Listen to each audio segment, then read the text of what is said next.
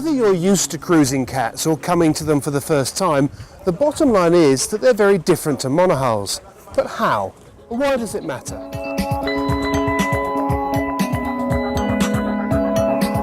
We've come to Tortola in the British Virgin Islands, one of the centres for catamaran cruising, where we've been lent a Moorings 4800 and we're joined by renowned multi-hull designer Nigel Irens.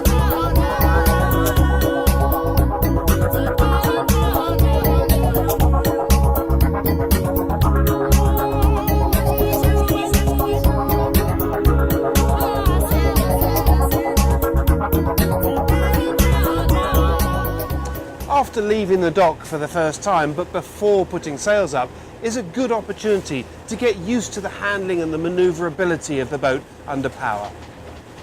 You can check the effect of the windage. You can try manoeuvring astern, both upwind and downwind. Perhaps most useful of all, you can practice turning the boat on the spot using just the engines.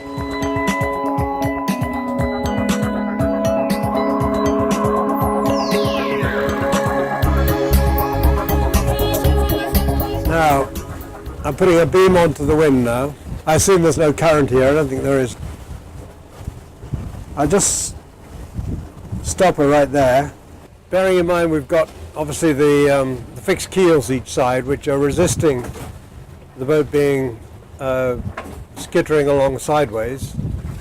I'd say that looks quite good actually. I think it's moving less than I thought it would. If we look down at the water on the windward side, if it's moving at any speed, we can begin to see slight swirls in the water there, but just a little bit there, but looks fairly good. Okay, we just get a feeling for what happens sternboard, going stern first. And we got the wind right on our bow, so we'll stick everything in slow astern. And we just want to see how much the rudder's alone without using the engine. I'll just use the engine to start her off, and then the head's blowing off now. I'm putting the helm over to port, but I'm using the starboard engine quite a lot, so at the moment it isn't the rudders that are doing any good, it's the engines. If I want to bring the bow up a bit more, I can go ahead with the port engine like that. That's all back to neutral again now. The boat is moving backwards now. I can actually give her a little bit of way on with the engines and then stop the engines and see if I can feel whether the rudders are steering her. I'm bit of starboard helm at the moment, see if that corrects her. No, the bow is still being blown off at the moment. So that's probably about the optimum power I can get out of the rudder at the moment, and it's still the bow is blowing off. So the windage is certainly taking over here now. I can cure it, of course, by using the engines. If I take the port one out, put starboard one ahead with that amount of, put the helm the other way, she'll soon come up again. That obviously overrides everything. But I got the feeling then that she was not responding to the helm going astern, but it was largely because there's now 12-13 knots of wind, and it was catching the bow and blowing the bow off, so you'd probably expect that. So it's not really a fair test in a way, but it does warn you that you are dependent on the engine controls, not the rudder, when there's any wind about. And I'm going astern with the port engine, give a little more revs, and that's making it so we're not really moving forward anymore. Give a bit more power on that, and then I'll go ahead on the, very slow ahead on the other one. And you'll see that by looking at various transits each side of me, I can see that the boat's not going anywhere. And we're just rotating gently.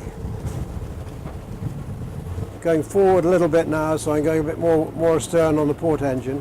I'm looking at transits out to the side of me now to look for any motion. Pretty well stationary.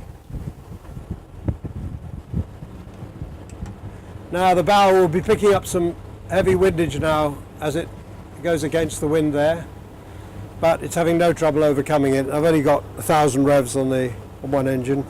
I'm still not on purpose using the helm because I want to see the engines do it really. Anyway, struggling a little bit now because of the wind catching the bow and trying to blow it back off downwind again. Our rotation is slowing down now a little bit, but it's getting there. And if I, just to exaggerate, if I give a bit more power now, I mean, there's no problem. There's bags of reserve there, so that's useful to know. And there we are, back head to wind again, and we're pretty well in the same place. So what can we say? Once again, don't count on the rudders, count on the engines. And it's actually, the windage problem is only a problem in that it's blowing the bow off. But when we were absolutely beam on, she seemed to lie fairly stably like that, and the amount of drift down to leeward was really not much. Arriving into a new and possibly unknown port can present another test of close quarters manoeuvring.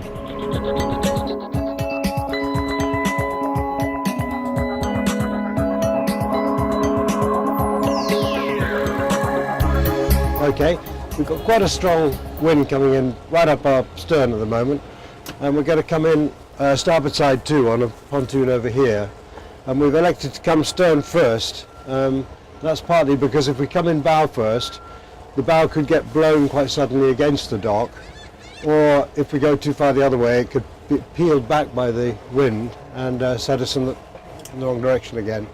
So we'd like to come stern first with the boat at this kind of angle in the dock here. We'll see how that works. Okay, we're approaching this pontoon stern first. It's partly because we've got a better view of the stern than we have in the bow. The other thing is there's quite a lot of wind behind us, and I'd be concerned that the bow would get either carried suddenly onto the dock or peel away from it at the wrong minute. So I think stern first is a good option here. Once again, the catamaran thing comes into its own, because although we got all this windage, we got such good control with two widespread engines that it shouldn't be too difficult.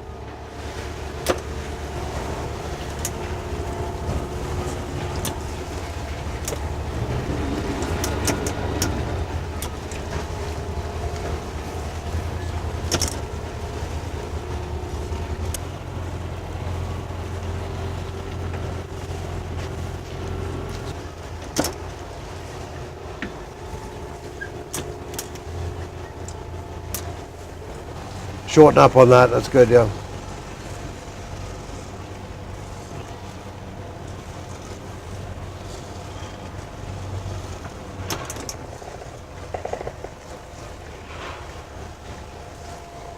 Okay, I'm leaving her just slightly ahead until we get a forward spring on.